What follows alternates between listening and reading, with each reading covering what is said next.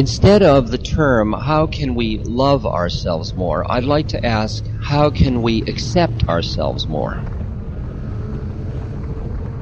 That in the way most of us have been socialized, the way in which a child gets, learns, the initial learning, is that the parent is under pressure to socialize the child, to make the child socially functional. And in doing that, they emotionally, whether they intend to or not, reward and punish the child for behaviors. And the result is that when that starts very early, before there is a lot of reasoning process between the parent and the child develops certain emotional feelings that certain ways it is in its natural state are not acceptable. And the result is some feelings of unworthiness or inadequacy or something in most human beings as the result of socialization. Very few people ever come through socialization unscathed in some way or other. I mean, that's not an unfair statement, I don't think. So in a way you could see that ego or personality is in a way built upon, and that's where Freud understood it. He saw that the repression of id, or impulse life, because of the way the society has to deal with a child's impulses to get it to be socialized, usually is left with a feeling that somehow I'm bad. I have these things that are not acceptable. So then you build this social structure, and often what you end up with is a personality that's constantly looking to the world and other people. Do you approve of me? Do you like me? Am I good enough? Am I acceptable to you? And have I achieved enough? And you get an A for effort, and you feel good.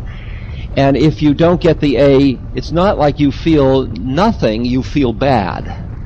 And it's as if the baseline is negative, not zero. Do you hear the issue that I'm talking about? Now, so that you're constantly using your life experiences as a way to disprove a basic negative feeling about yourself. That's a very, very common thing in social structure and in human development, in ego development. Now,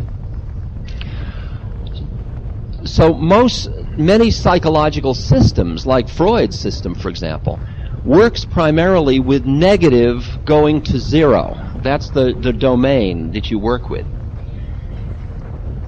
Right behind that is where the spiritual dimension begins, and that's a part that looks at the universe and just sees it as it is. It doesn't see when you've got a negative thing, the opposite. When you're trying to undo it, you could undo it by emphasizing the positive. Like if you don't like yourself, you could emphasize, I love myself, which is how do we love ourselves more is the question.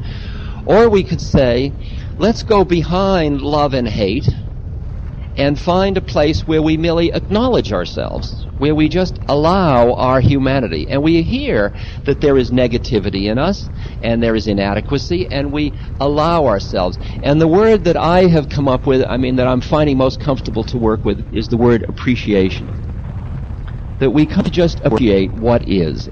It's interesting, the way I've looked at it, is that you go out into the woods and into the forests, and you look at trees and you appreciate the trees. You don't say that tree is good and that tree is bad because one tree is fat and one is thin, or one is tall and one is short, or one is bent and one is straight, unless you're in the lumber business.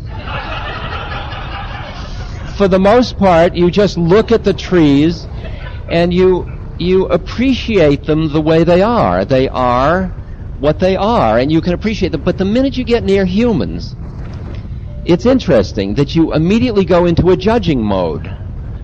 You come into better and worse.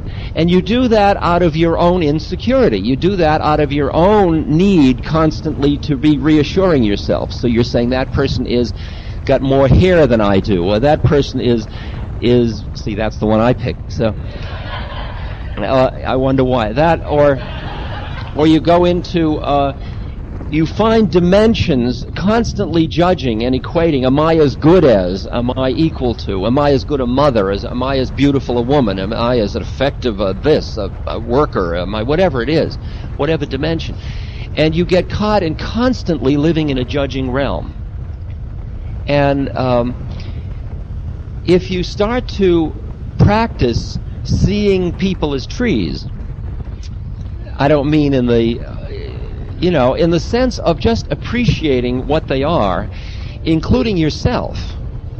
It's just starting to appreciate yourself, appreciate your humanity. Like when I'm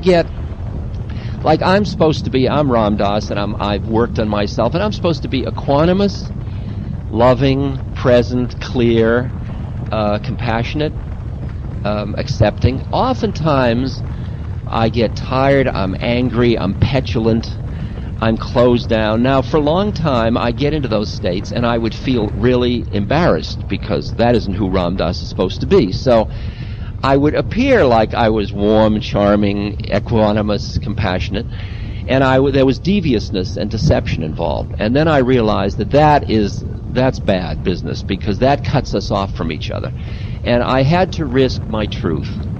I had to risk being human with other people and realize that what we offer each other is our truth.